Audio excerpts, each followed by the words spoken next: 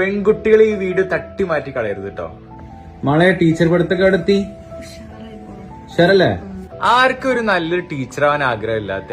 അപ്പൊ നമ്മൾ ആദ്യം നോക്കുക എന്താണ്, നല്ലൊരു അക്കാദമി. അപ്പൊ ഏതിൽ പഠിക്കുന്നതാണ്. ഞാൻ ബെസ്റ്റ് ഒരു ഓപ്ഷൻ പറയട്ടെ. അപ്പൊ എന്റെ പെങ്ങളൊക്കെ പഠിക്കുന്നുണ്ട് സ്വിസ്.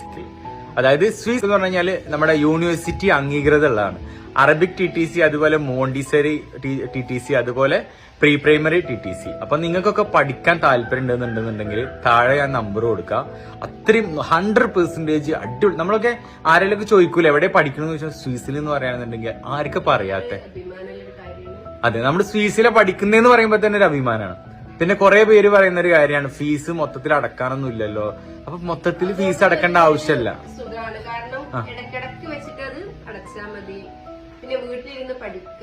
ഫീസ് തവണകളായിട്ട് അടച്ചു തീർത്താൽ മതി, ഒരുമിച്ച് അടച്ചു തീർക്കേണ്ട ആവശ്യമൊന്നുമില്ല.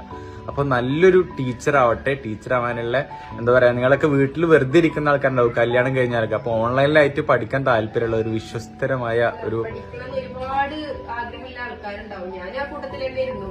അതെ, പിന്നെ ഇങ്ങനെ ഒരു ഓപ്ഷൻ വന്നോണ്ട് തെരഞ്ഞെടുത്തു. ഓക്കെ, എന്തായാലും പഠിപ്പ് ഉഷാറായി പോണു അല്ലെ?